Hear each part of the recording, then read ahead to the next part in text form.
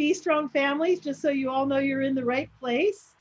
And when you come in, if you could open up your chat, go to the 2 at the bottom and select all panelists and attendees, and then just say hi and where you're joining from.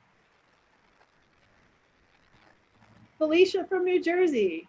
Welcome, Felicia. Just do exactly what Felicia did. Yay. And I'm Kathy from Evanston. Andrew's in the background. Andrew Hitchcock's the Be Strong Families, and he's making everything run smoothly. We're so grateful. And now, hi, Christine from Alaska. Wow, it must be early there, Christine. Hi, Melissa from California, and Sarah from Michigan. Maxine, welcome back, Maxine from New Jersey, and Tanya from Redding, California. Maria from Michigan, 9 a.m. Well, it's not too bad. Ria from Wisconsin. Hi, Dustin from Indiana. Oh, it is much earlier in Hawaii, right, Gwen? What time is it in Hawaii? We have a large group today. We're expecting. We had 107 people registered, I just heard. So we're going to give it a minute for the room to fill up. I'm so excited about today's topic and today's presenter. 8 a.m. in Hawaii. Oh, that's only 1 hour difference from California and Alaska.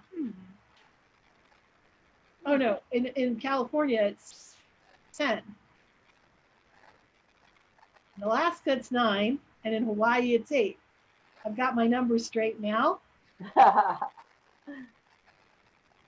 And we are live on YouTube recording. Let me just tell those of you who are here, the slides will be available on our website. The recording will be available on our website and our YouTube channel. So you are welcome to share it, to download the slides, to engage with it. And without further ado, let's advance to the next slide. Today, we're here with Judith Erman Shapiro, PhD. Everybody should clap for Judith because she has just like scaled the mountain and is ready to get her degree this next week. So, and graduate this next week. So, and Judith and I are we're in the same program at CIIS. I'm a little bit behind her, but she was in the first cohort of the Integral and Transpersonal Psychology program. And she is a rock star. She's our first PhD graduate in the first cohort, and she has really important information for us all, which she calls it a corrective perspective on empowerment after trauma, 9 steps to freedom. And this is 3 different webinars we're going to be doing. This is part 1. And I'm excited because you'll notice that it says empowerment and not healing. And I think that the liberation piece of this, the freedom and liberation, is something that really resonates with me about trauma. That it's a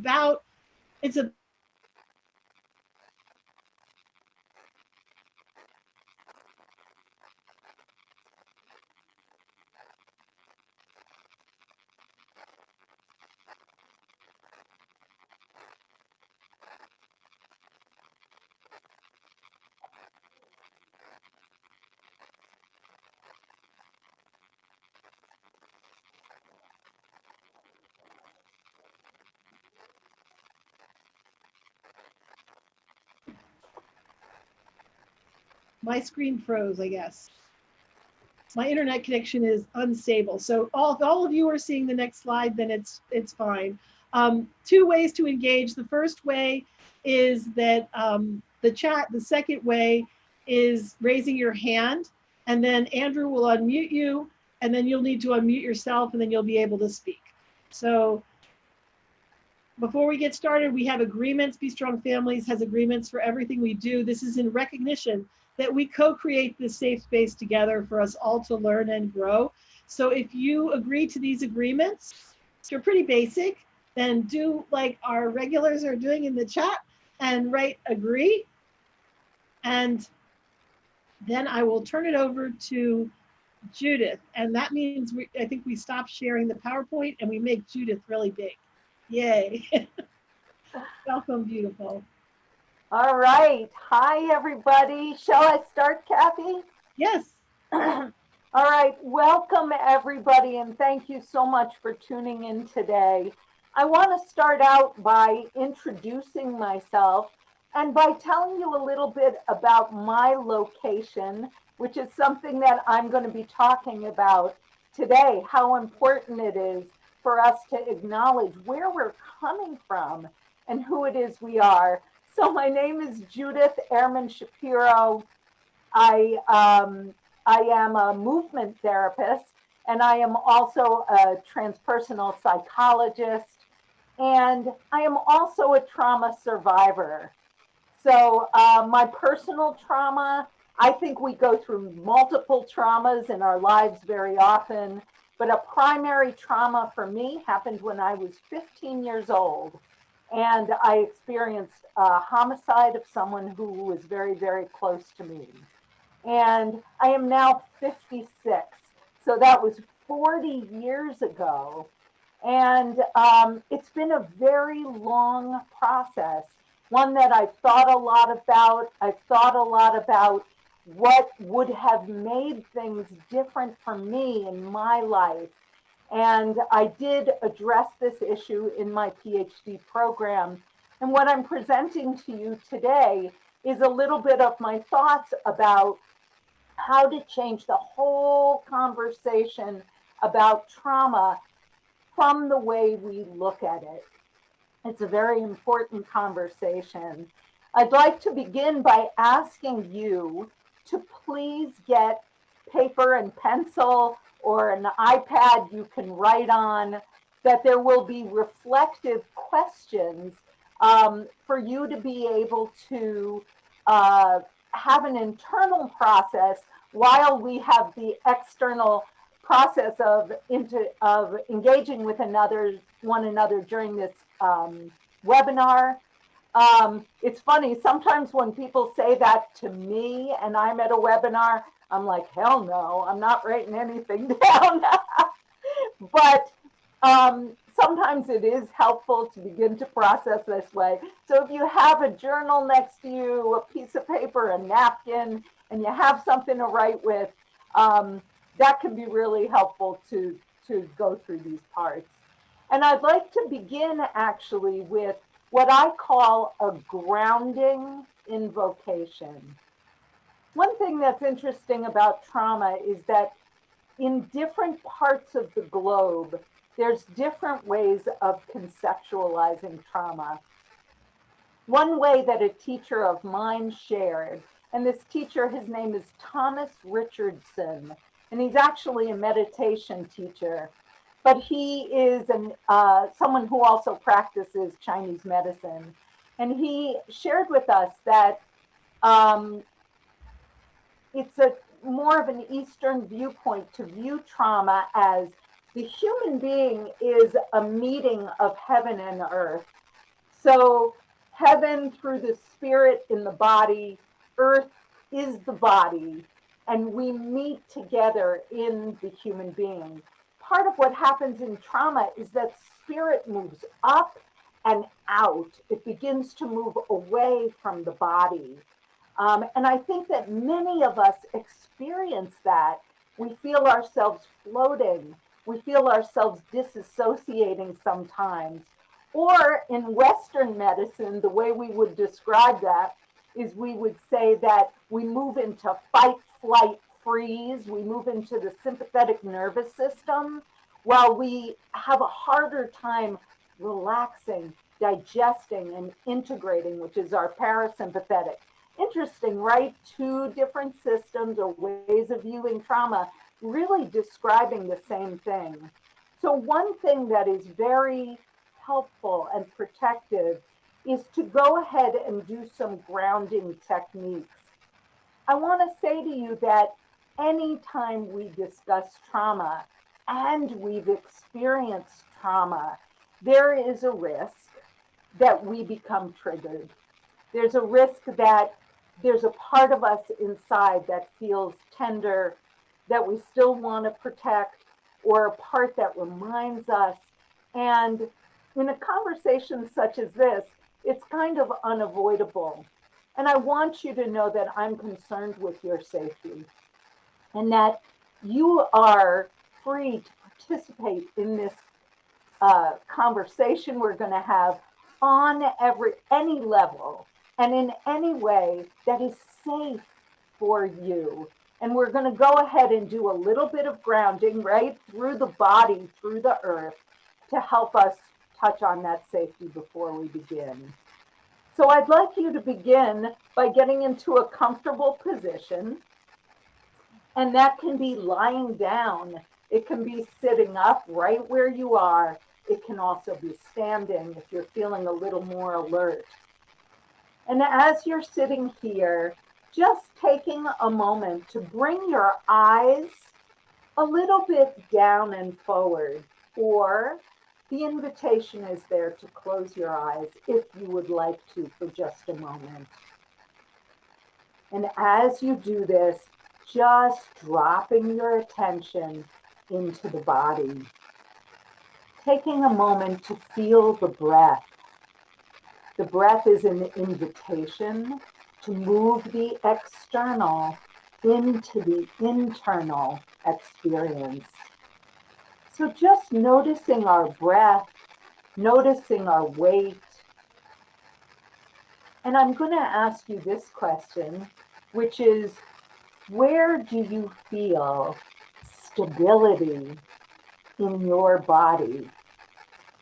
Very often, it's in the places that are in contact with the ground or your chair.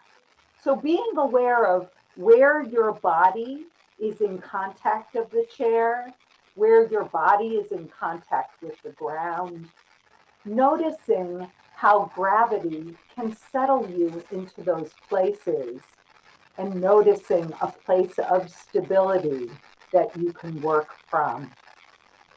So just taking a deep breath into that feeling of stability from the body, from the ground, bringing it upward. Giving yourself permission, please, to participate in any way and for as long as serves you during this webinar. So one more deep set of breaths right here, breathing down into the stability of the ground.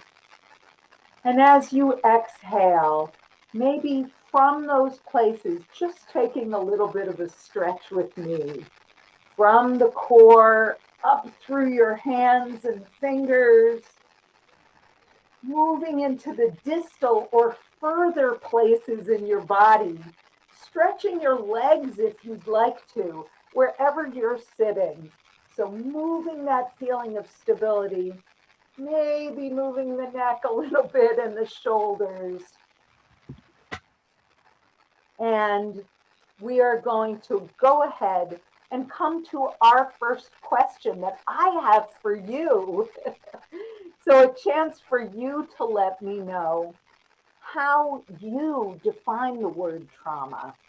So I'm going to ask you to please write down the first three things that occur to you when I ask you, what is trauma, or how does trauma affect you? So taking a moment just to write those words. It's important for you, and I know I'm going to keep talking. I never stop talking, by the way. But I want you to go ahead and attend to your writing. It's important for you to be able to have your own thoughts before anyone else has the opportunity to define anything for you. So what is trauma to you? And I'm going to ask Kathy if any of you would like to share your thoughts, and it can be through the chat or through raising your hand, on how you would answer that question. So Beatrice says scared and insecure are two things. And I also put down fear and changing the way that I relate to other people or situations, that it, an injury, pain. Amanda says pain. Other people, what else is your free association about about trauma. Tension, I think I was really relating to what you were talking about, Judith, in terms of like not being able to relax, like that it tightens and contracts. Arlette says abuse, hard words, sadnesses. Bridget says reoccurring distress. Okay. Distressed, nervous. Amanda says distressed, nervous, overactive nervous system and isolates. Felicia says a devastation. A devastation. I love that. And then Tanya says stress and physical and mental. Tammy says adverse experiences which affect us emotionally and physically. Okay, thank you And so Sandra much. says reliving something that happens to you that was painful. Glenda says loss of a loved one from Glenda. Yes, yes. Okay, so these are some of our reflections on how it makes us feel, as well as what happened and then what happens to us, our responses to trauma. So I'm going to go ahead and ask Andrew to start the slides now.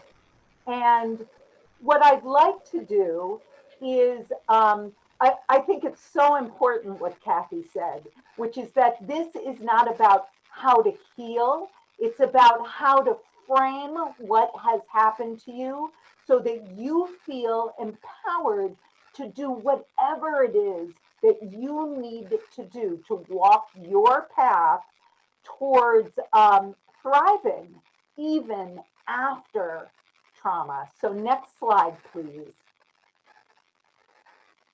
So my definition of trauma comes from a feminist viewpoint.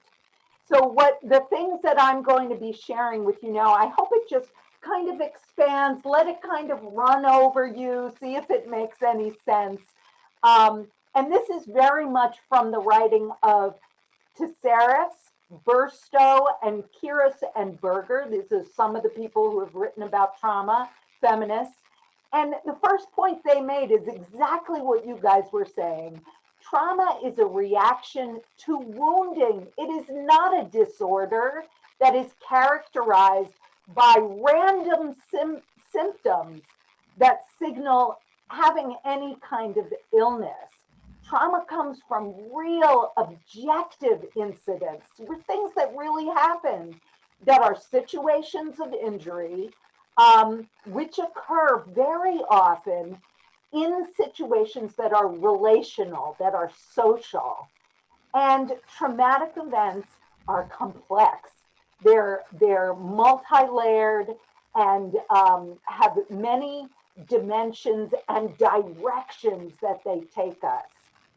Trauma is also an embodied experience. It's something that we sense in our body, and we experience it physically, emotionally, cognitively through our thoughts, and behaviorally through our actions.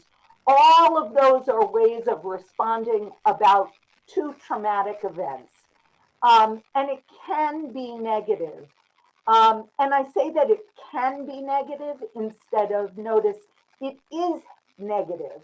I say it can be negative because there are people who are incredibly resilient, who have experienced many things. They live in war zones. They've experienced many things all their lives, and a single trauma is something they step through in their lives, but it can be negative. But trauma can also result in the development of strengths. Some of those strengths are having a stronger sense of empathy or sympathy with other people. That, the feminists talk a lot about, we develop advanced survival skills when we go through trauma. We learn how to do life in a way. And very often people become interested in helping other people and social justice. People all the time talk about, even in our suffering, we develop this deep appreciation of life and of what it means to be well, what it means to be happy. And we develop a critical ability to look at the world. So this next point is so important, which is that very often people who experience trauma develop a very intense and realistic viewpoint of the world. We know what the world can be, and that includes that there may be danger or threat for us. But we rarely return to like this unrealistic, childlike, almost inaccurate viewpoint where the world is mild or safe. And we certainly don't take our safety for granted once we've experienced trauma, or we often don't. And this has a cause and effect in our lives with our sense of trust. Assumptive worlds means kind of our map of how we feel the world fits together and how we adapt to our environments. Next slide, please. So just one more. These are very important points about trauma. This is really, it's very, it's a lot, Judith. It's a lot.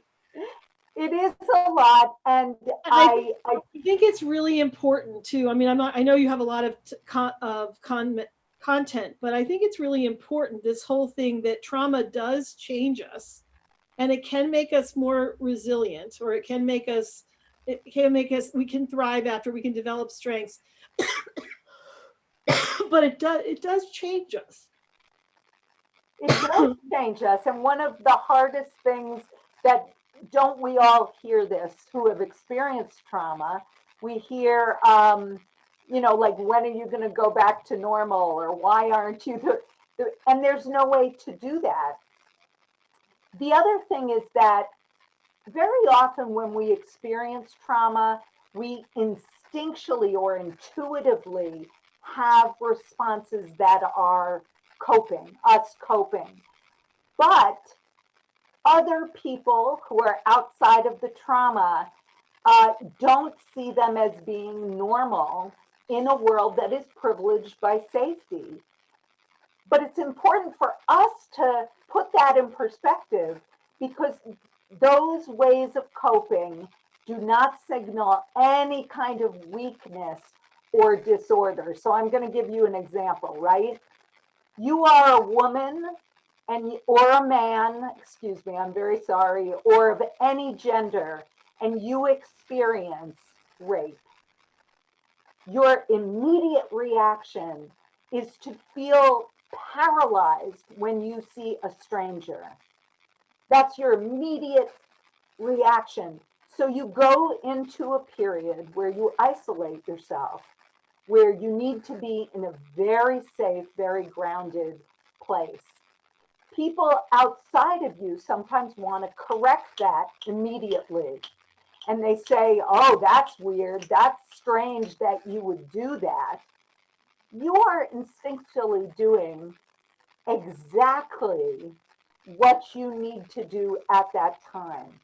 The important thing to be aware of is that you continually have to check in with those instinctive coping skills to determine if they're still helpful, and or if they need how to evolve.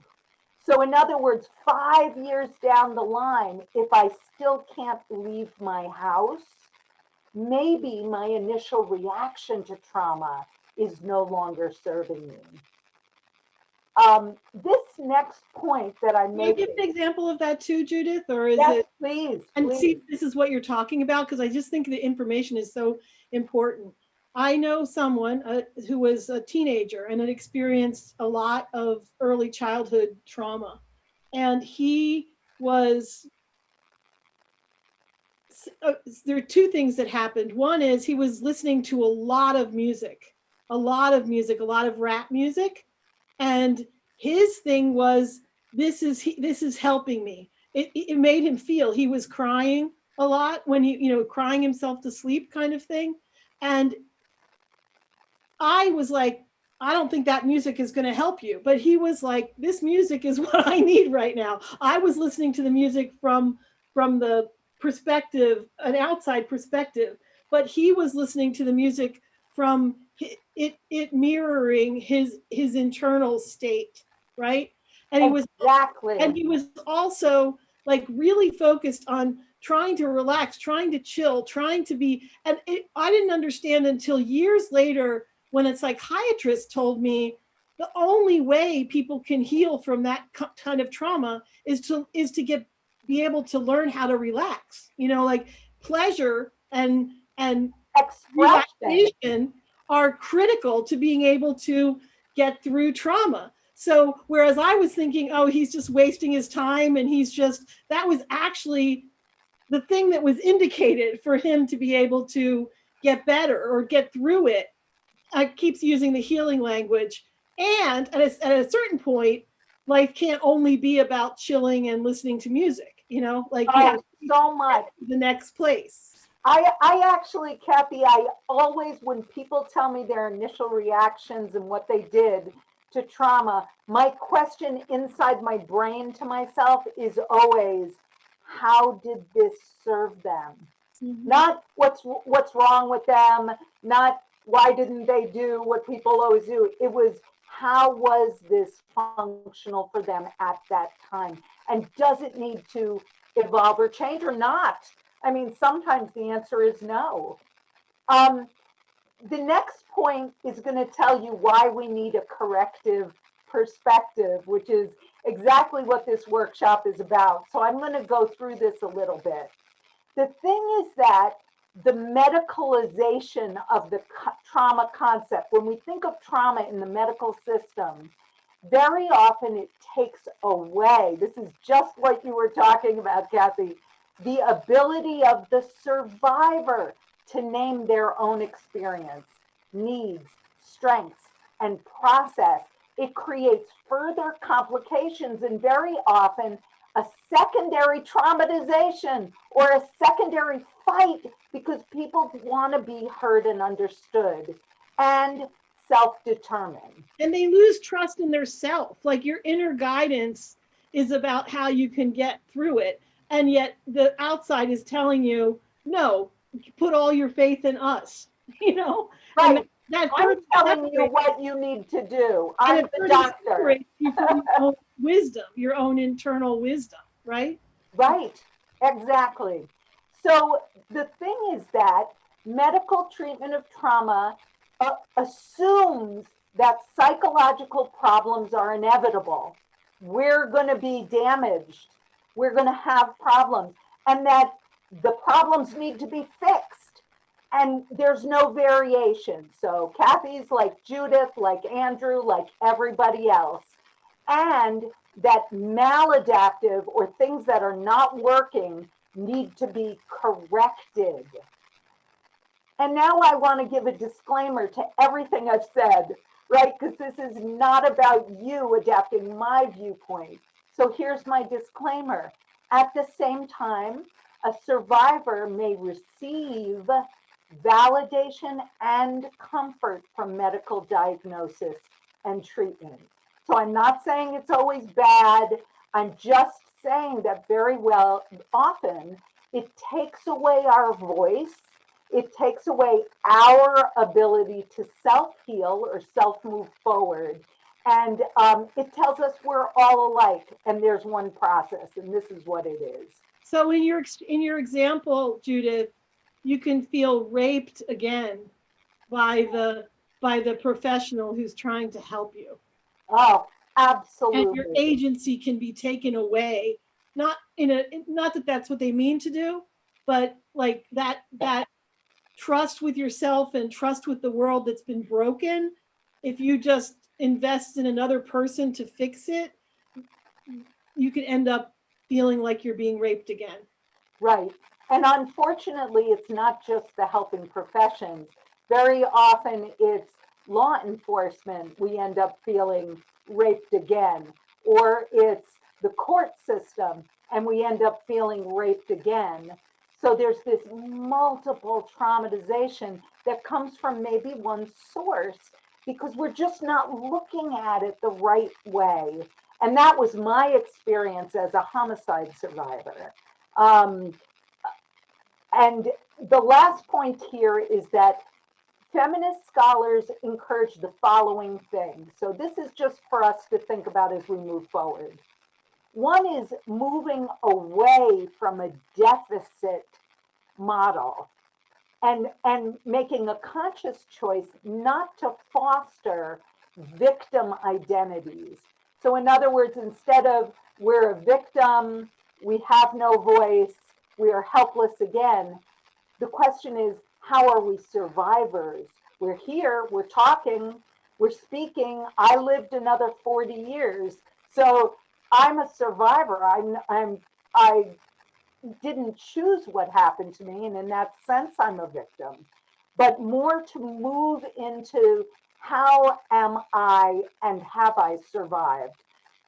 There's also encouragement for us to stay involved in social and community advocacy, like Be Strong Families, for example, to recognize that there's a full spectrum of trauma, including what happens physically in our body, what happens in terms of our distress. We want to take actions that counter further alienation. That's not helpful. It's not helpful for us. And strengths-based counseling practices that encourage us to keep trying to make meaning. You know, they say that meaning making is very hard, almost impossible after certain traumatic experiences. But very often we make meaning through the actions we take rather than defining what happened back then. So there are different ways of creating meaning in life. Any responses so far before we actually start going through our steps? How is this resonating with you in the chat? How are you doing? Are you finding it useful? Is it understandable? Do you have any big questions that are in the way of being able to take in more information? Interesting. Sometimes you can feel powerless. Not trusting yourself is a huge, huge struggle. Can you define making meaning? Yes. So rather than, I mean, it's so hard to make sense of. Is that a better way to say it? I think make sense of, or make things feel connected to our lives before trauma and then after trauma in a timeline. Or, you know, I mean, there's something. I can give an example of it. Go ahead. I can give an example. I can say that I know that I'm in the field that I'm in because of trauma. I mean, so I can say that like the protective factors and making sure that parents aren't isolated, that they have positive social connections, that they have resilience, that they get concrete support in times of need is a meaning-making corrective kind of response to childhood trauma. Right. And you writing your dissertation on this topic and figuring your way out of it and assisting other people with looking at it a different way is making meaning out of the situation that we've been through. So it's like going through the situation and having it not be just this horrible thing that I have to put behind me. Like Tammy says, I can remember after surviving major trauma, wanting to get back to my old self, back to a time where I felt carefree and peaceful. I wish someone would have told me that wasn't possible. I think what we would say is you can feel peaceful and you can get to a place where you're more relaxed, you know, but your world has been changed and you have to make sense of what's happened. And ultimately, you know what? And was that Tammy? I'm so glad you said that and you shared that, because that's exactly what the next thing we're going to talk about is. So that is a good bridge. If there's anything else though, Kathy, before we, I hope that was helpful. Kathy's example was really good. I mean, people, we sit here and go, so murder and rape and whatever, you know, abuse, like make meaning like they did it because, no, we never can go there. There's no because. There's nothing that justifies horror. I mean, that's not what we're saying. It's just connecting our lives to it. And this may be on this. There's a Bible verse that's coming up for me. I know a lot of people in our community are are Christians and are religious. There's a Bible verse when Joseph gets sold into slavery by his brothers, right? And he's in the pit and he gets sold into slavery. And what he says later on, I can't say the exact place, but what he says is when he forgives them, he says, "What you meant for evil, God meant for good." And that's an example of Joseph. He realized he couldn't be in Egypt in the Pharaoh's right-hand man unless his brothers had done this incredibly traumatic thing to him. Yes, But that's him making meaning out of it. And sometimes it is a spiritual connection. It's like, I have to go through this, and ultimately it will lead me on my path, Right, that idea of the dark night of the soul, Mm-hmm. that it's part of the journey, or the hero's journey, the journey to move forward, that we move forward through challenge. Mm-hmm. And the deeper the challenge, sometimes the further we're able to move. It's an amazing situation. I'm going to ask for the next slide because I think it really is going to help here. Oh, well, this is just a quick aside. This is what we're going to be looking at during this program, is these 9 ways of looking at trauma that's going to move it from the idea of feeling victimized, no place to go, nobody's helping me, nobody's telling me, to that idea of how we become empowered and guided towards making just those very things, the thriving, connecting to thriving and strength. So this is we weren't going to go through this, but I wanted to show you that this is where we're going through for this program. Next slide. Oh, go ahead. There is something in the chat that I think Amanda says, I don't see how to make meaning of suicide. So this will take some reflection. Yes. And so Amanda, it's not that you say somebody died for this reason, it happened for this reason. It's not that at all. It has to do with somebody died, and what is the legacy, or how do I move that situation into one of benefit for the world around me. Most of our people who pass, and I had that myself, not through suicide, through homicide, but they don't want it to just end with that moment or that event or that happening. And there is no benefit. We wish it didn't happen at all. So I'm not talking about a causal sense, but it's more a sense of connection. What did we learn? What did we learn? How do we move forward into our life with a sense of hope?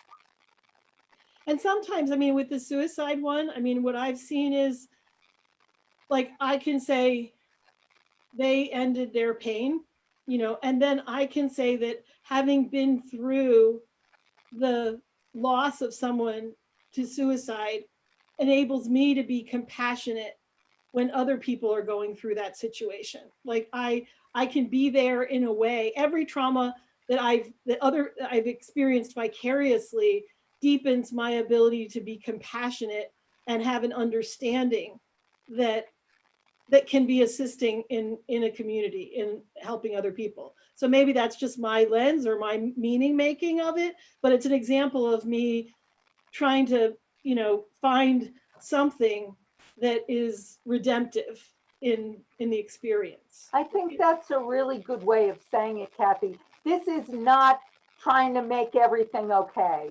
It is not saying that it's good that anything bad happened. It's not being bright-sided, trying to put a happy face.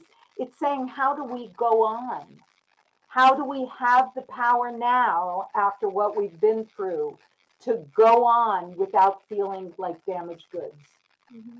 So that's what it's about, more about that kind of approach. Next slide, please. So this next slide, we're going to talk about recognizing trauma as a transformative event. You'll notice that I do not say step 1, step 2, step 3. And that's because, as Kathy and I were talking about before you came, it's not a linear process, not at all. You can do them in any order, skip parts of it that don't make sense to you. This is only about what really is meaningful for you, what helps you move forward. So the word transformative means causing a marked or important change. So it's recognizing trauma as something that changes us in an important way.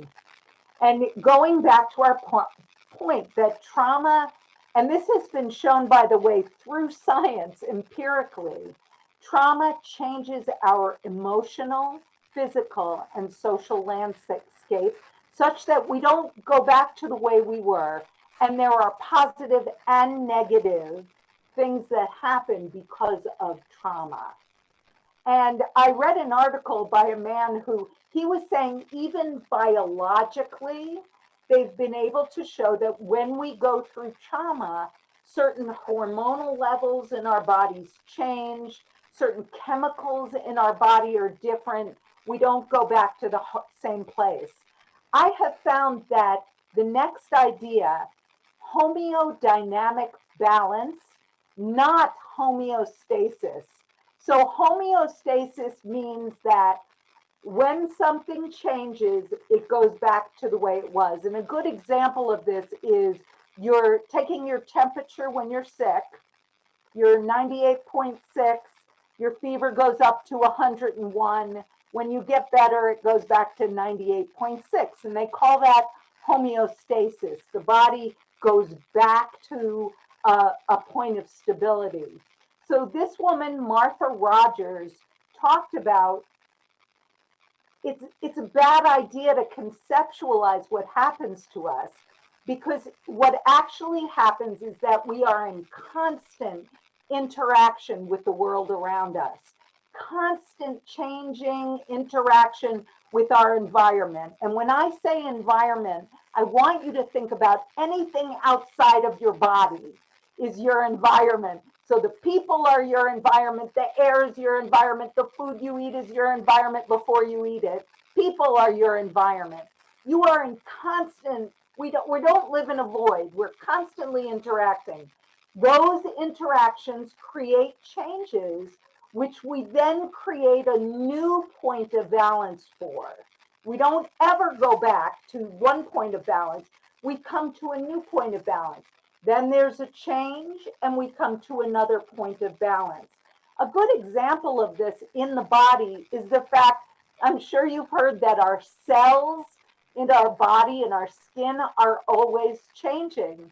And in fact, they say that, isn't it like every 7 years, Kathy? Yeah. We actually have a whole new skin, like a snake. But it's that idea that we are always looking for balance, not return. So a really right now example is with COVID-19. We're talking about what the new normal will be after, we're not talking about going back to, and we're talking about there may be changes in the way we do schooling, in the way we work, in the way that those things may persist after COVID-19 because it was a big event, or it is a big event that we're all going through collectively. And some of those changes may be positive and some of those changes may be negative, right? That is such a great example, Kathy. It's perfect. So that's the idea of balance rather than return. And I think it was Tammy who I said, I wish someone had told me that. Me too. I feel that same thing. I was 15 years old. I had no idea. People were telling me, why aren't you the same? I thought I was bad. I thought something was wrong with me. I wish someone had approached me with this framework and said, look, you're going to find a new way to move forward. You're going to find a new way to grow. You're going to transform. Your skin is going to change. Another way that's sometimes helpful, so I want to say this, and then we're actually going to do more sharing. So one more piece of information. We know, as in you guys and I and Kathy, we know that the transformation of trauma can feel overwhelming. So one way that's very helpful is to break it down a little bit. And one way to break it down, this is like from cognitive behavioral therapy. Those of you who know what it is, it's a system I don't love, but sometimes I love the ideas that come out of it, which is that you can consider separate systems. So what is my emotional response? What are my thoughts and how are my thoughts changing? How has my body reacted? And what are the actions or behaviors that have changed? Like in my example, I was someone who wasn't put off by strangers, and now I'm afraid of them.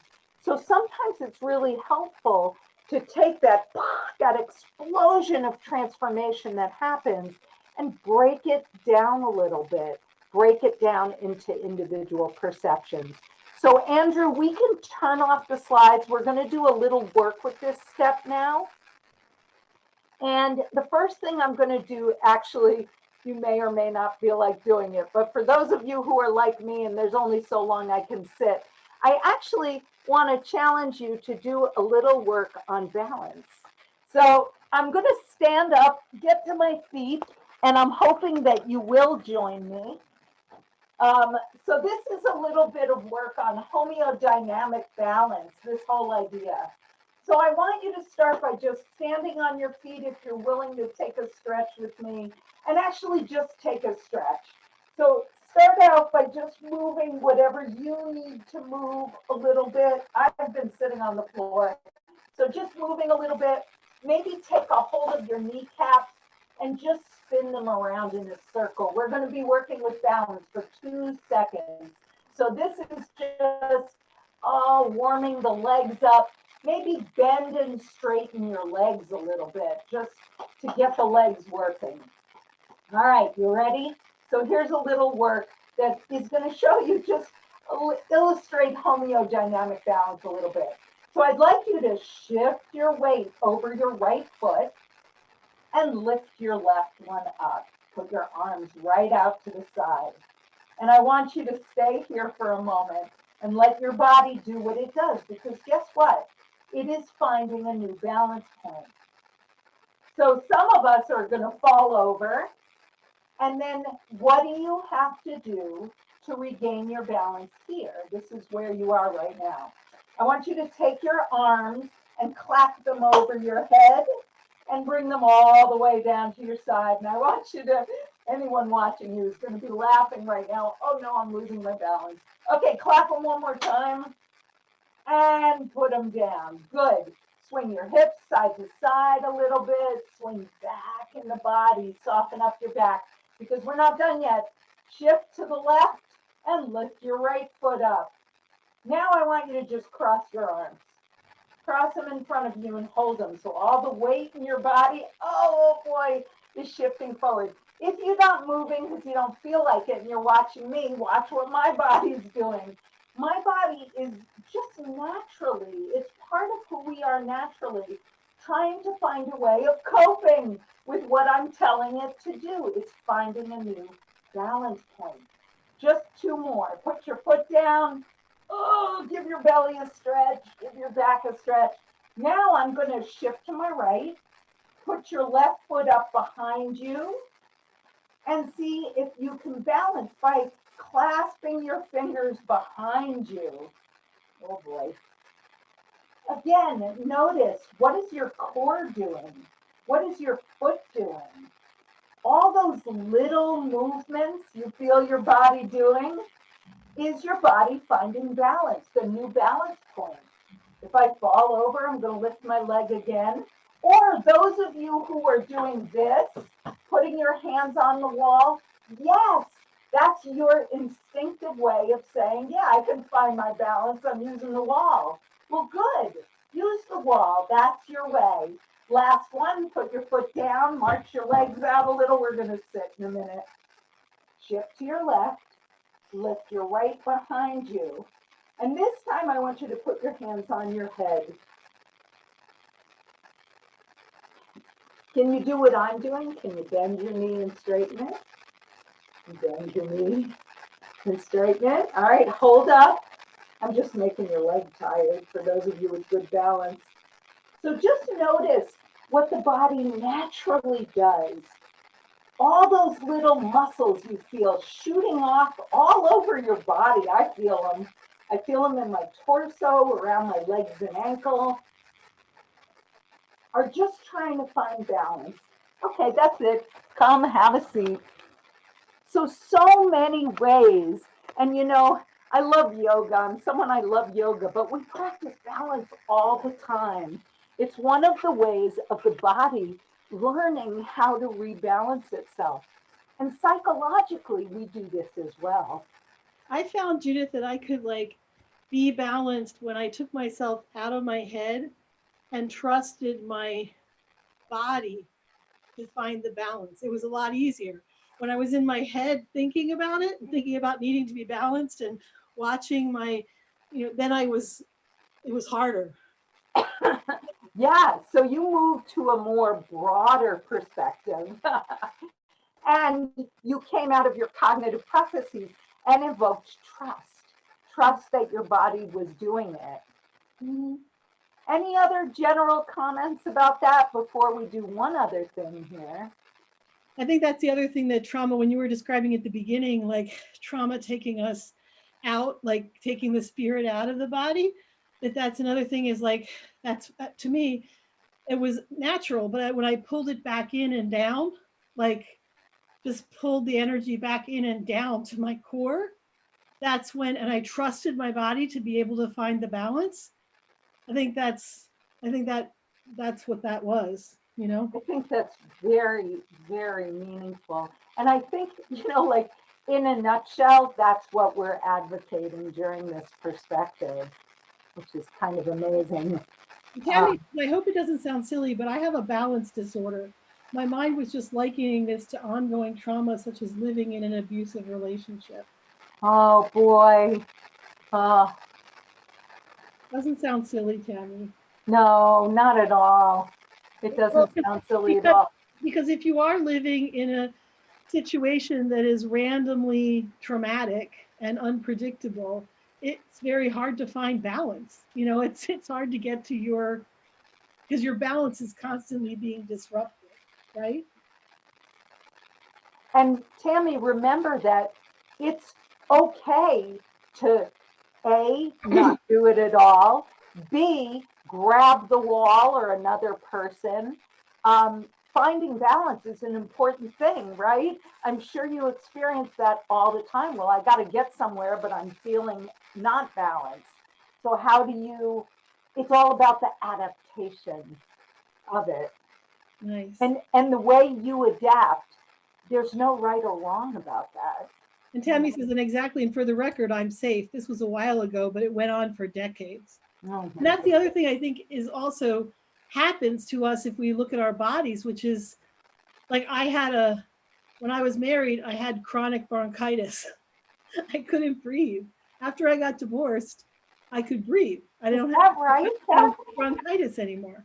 Yeah, I used to get an anniversary, like it was crazy. And then it went away, So I think your body, the whole thing of, Van der Kolk and some of the more, the body keeps the score, like the issues in the tissues, like, there is a level on which the body is communicating with you what it needs.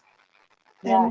And so your body is saying to you, I need balance. I need safety, and so I want to do one more thing, and I'm aware of our time kind of coming in. The last thing that I want to do, and notice we got through one step, but I'm so happy and I'm so appreciative of your participation, this is another writing thing. So I'd like you to choose one significant event in your life.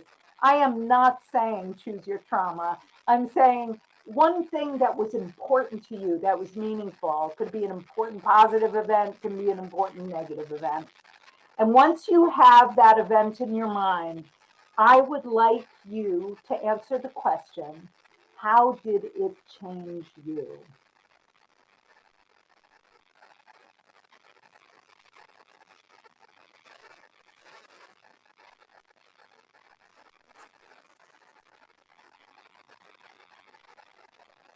So again, we're working on the step that is being able to recognize right off the bat that trauma will be transformative.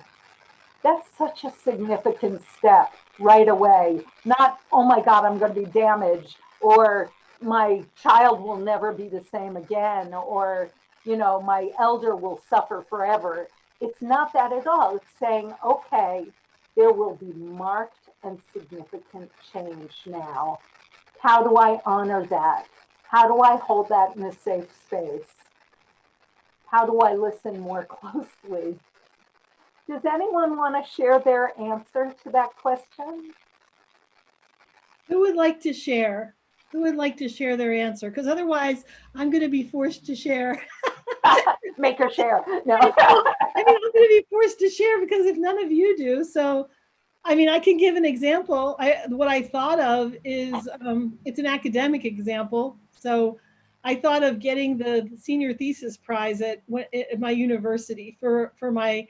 I did an ethnography of feminist witchcraft in the San Francisco Bay Area when this was like 30 years ago or whatever, and it was like I'd had a really fractious relationship with the school that I was in, and when I took a year off and I didn't think I could graduate. And when I came back, I just made a commitment to myself that I was going to study whatever I wanted to study in the way I wanted to study it. And I was going to do what I needed to do for myself and just make myself happy with it. Right. And the fact that it worked and I not only did okay and not only scraped by, but I excelled when I did that, made me have a confidence that I could follow my soul's direction and it would be successful. Does that make any sense? I felt affirmed and I felt like I could trust myself and I could trust my mind.